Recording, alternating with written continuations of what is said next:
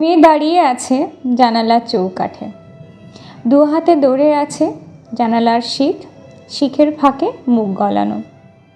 তার বাবা ফিরতে দেরি করছে। বাবা ফিরলে তারা সবাই দোকানে যাবে, ফ্রক কিনবে। কেনা হবে পুজোর ফ্রক। কিন্তু বাবা ফিরছে না। 5 বছরের মেয়ে সব কথা কইতে পারে। হঠাৎ মুখটা ঘুরিয়ে চেঁচিয়ে জিজ্ঞাসা করলো, কটা বাজে মা? মেয়ের মা সেলাই মেশিন থেকে মুখ তুলে ঘড়ি দেখে, 7টা। মানুষটা এত দেরি কখনো করে না। বড় মেয়েও নেওয়াটা, বউ নেওয়াটাও মানুষ। অফিসের পর আড্ডা ঠাড্ডা অত দেয় না, দিলেও আগে ভাগে বলে যায়। সরকারি অফিস, তাই ছুটি টুটির ধার ধারে না। অফিসের ভিড় ভাঙার আগেই অফিস থেকে বেরিয়ে পড়ে। তার উপর আজ পুজোর কেনাকাটা। দেরি হওয়ার কোনো কারণই নেই, তবুও 7টা বেজে গেল, মানুষটা আসছে না। মেয়ের মার বয়স মোটে 26 বছর। 6 বছর হলো বিয়ে হয়েছে। দেখতে শুনতে আজও বেশ ভালো। পাতলা দীঘল গড়নের যুবতী, এখনো কত স্বাদ আহ্লাদ। মেয়ের বাবার বয়সও 30-এর মধ্যেই। ভালো স্বাস্থ্য, সাবধানী, সংসারী এবং সঞ্চয়ী পুরুষ। সংসার সুখেরই। তারা দুবেলা ভাত খায় এই অকালের দিনেও। তবু কেন 7টা বেজে গেল? সময়ের চোরাস্রোত কেন বয়ে গেল হু হু করে? মেয়ের মা সারাদিন সেলাই করে। মেয়ের বাবার বড় শখ হয়েছে ফতুয়া পরবে। পরশু 4 গজ পাতলা লং ক্লথ কিনে এনেছে। দুটো ফতুয়া সেলাই করতে করতে চোখ ঝাপসা, মাথা টিপটিপ। মেশিনটা সরিয়ে রাখে বউ মানুষটা। মন ভালো লাগে না, মন ভালো লাগে না। দুশ্চিন্তা হচ্ছে বড়। মেয়ে আজকাল স্কুলে যায়, তাই মেয়ের মা সারাদিন একাভোগা। কি করে ঘুরে ফিরে ঘর সাজায়, বিছানার কভার পাল্টায়, জানালার পর্দা পাল্টায়, সেলাই করে, উল বোনে, 100 বার ঘরের আসবাবপত্র এধার থেকে ওধারে করে। আজও সারাদিন সাজিয়েছে। তারা আর বেশি দিন এই ফ্ল্যাটে থাকবে না। গড়িয়ার দিকে একটু জমি কেনা হয়েছে। বিল্ডিং ম্যাটেরিয়ালের জন্য দরখাস্তও করা হয়েছে। বাড়ি উঠলে তারা নিজেদের বাড়িতে উঠে যাবে। কথা আছে, বাড়ি হলে সামনে শখের বাগান করবে বউটি, স্টিলের আলমারি করবে। ভগবান আরও একটু সুদিন করলে গ্যাসের উনুন আর একটি সস্তা রেফ্রিজারেটরও হবে তাদের। মেয়ের বাবার শখ হয়েছে টেপ রেকর্ডারের আর ডাইনিং টেবিলের, তাও হয়ে যাবে। সাশ্রয় করে চললে সবই পাওয়া যায়, কিন্তু 7টা বাজে, সময় বয়ে যাচ্ছে। মেয়ের মা রান্নাঘরে আসে, দুশ্চিন্তা আর দুশ্চিন্তা। দেরির একটাই মানে, কিন্তু মানেটা ভাবতে চায় না বউ মানুষটি। সে ঢাকনা খুলে দেখে রুটিগুলো শক্ত হয়ে গেল কিনা। সে এলে আবার একটু গরম করে ঘি মাখিয়ে কচুর ডালনার সঙ্গে দেবে। চায়ের জলটা কি এখনই বসাবে? হাতে কেটলি নিয়ে ভাবে বউটি। জনতা স্টোভে সলতে উস্কে দিয়ে দিয়াশলাই ধরাতে গিয়েও কি ভেবে যে রেখে দেয়। জল বেশি ফুটলে চায়ের স্বাদ পাওয়া যায় না। এসেই তো পড়বে এক্ষুনি, তখন চা পাবে। মেয়ে আবার চেঁচায়, কটা বাজলো মা? বুকটা ধক করে ওঠে। ঘড়ি না দেখেই বউটি উত্তর দেয়, কটা আর, এই তো 6:30। মিথ্যে কথা। প্রকৃত হিসেবে 7টা পেরিয়ে গেছে। সিঁড়িতে জুতোর শব্দ। বউটি নিশ্চিত হয়ে দরজা খুলল। না, সে নয়। উপরতলার লোক সিঁড়ি বেয়ে উঠে গেল। বাবা আসছে না কেন? মেয়ের প্রশ্ন। এলো বলে, তুই বেনিনা বেঁধে দে না ততক্ষণে।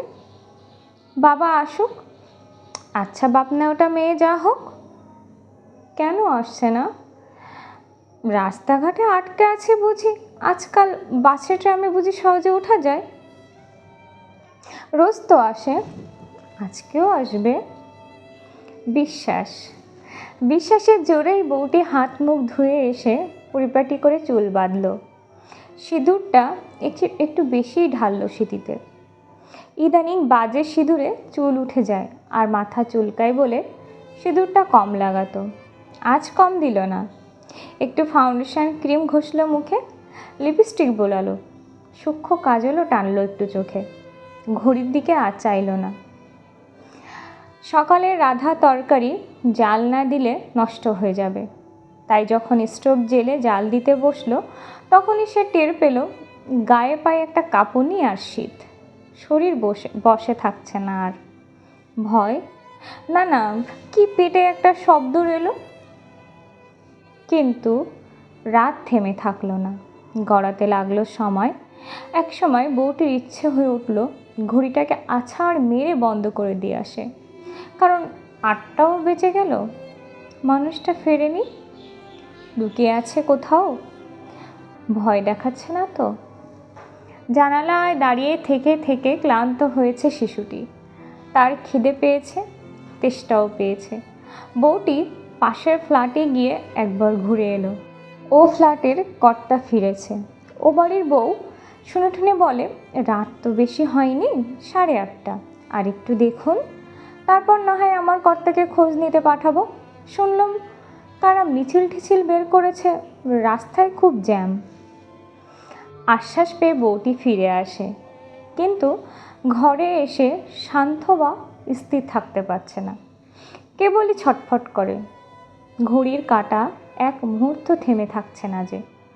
বউটি বারদই বাথরুম থেকে ঘুরে এলো, মেয়েকে খাওয়াতে বসে বারবার চোখে আসা জল মুছলো আঁচলে। তার বয়স বেশি নয়, মাত্র 6 বছর হলো বিয়ে হয়েছে। একটা জীবন পড়ে আছে সামনে। ঘড়ির কাঁটা জলস্রোতের মতো বয়ে চলেছে, কিছুতেই ঠেকানো যাচ্ছে না। সিঁড়িতে পায়ের শব্দ বারবার উপরে উঠে, আরও উপরে উঠে যায়। সিঁড়িতে পায়ের শব্দ নেমে আসে, নেমে যায়। ঘড়ির কাঁটা ঘুরছে, সময় যাচ্ছে বয়ে। শিশু মেয়েটি ঘুমিয়ে পড়ে। ঘুমাবার আগে ক্ষীণকণ্ঠে একবার বলে, মা, বাবা। বাক্যটি শেষ করে না। বউটি আগ্রহে শুনবার চেষ্টা করে বাক্যটি। শিশুরা তো ভগবান, ওদের কথা অনেক সময় ফলে যায়। কিন্তু শিশু মেয়েটা বাক্য শেষ করে না। বউটির বুক কাঁপে। এবার বউটি একা, জানালার পাশে শিকের ফাঁকে চেপে রাখা মুখের চোখের জলে ভাসে। 9টা বেজে গেল বুঝি। বউটি আস্তে আস্তে বুঝতে পারে তার মানুষটা আর আসবে না। অমন মানুষটার নানা চিহ্ন তার মনে পড়ে। কথা বলার সময় উপরের ঠোঁটটা বাঁদিকে, একটু বাঁক খায়। লোকটার দাঁত একটা উঁচু, গাল ভাঙা, কপালের ডান দিকে একটা আঁচিল, সাবধানী মানুষ এবং খুঁতখুঁতে, বড় মেয়ে নেওটা আর বউ ন্যাংলা। এমনিতে এসব মনে পড়ে না, কিন্তু এখন মনে পড়ছে। বউটি হাঁপুস হয়ে কাঁদতে থাকে। সদর খোলা ছিল, সিঁড়িতেও শব্দ হয়নি। অন্ধকার ঘরের ভিতর একটা ছায়ামূর্তি এসে দাঁড়ায়, প্রশ্ন করে, এ কি অন্ধকার কেন সব? চমকে উঠে বউটি বুঝতে পারে মানুষটি ফিরেছে। কি হয়েছিল শুনি? আর বলো না, সত্যকে মনে আছে? কে সত্য? কন্যাগড়ের আমার বুজুম ফ্রেন্ড, বলা নেই ক নেই, হঠাৎ স্ট্রোক করে মারা গেল। খবর পেয়ে অফিস থেকে গিয়েছিলাম, মনটা কি যে খারাপ লাগছে। বউটি আলো জ্বালে, ঘর ধর আবার সব হেসে ওঠে। তারা খাওয়া দাওয়া সারে, হাসে আর গল্প করে। মানুষটা বারবার তার মৃত বন্ধুর কথা বলে। বউটি বলে, আহাগো, কিন্তু বউটি তবু সুখীই বোধ করছে। তার মানুষটা ফিরেছে এবং মানুষটা বেঁচে আছে।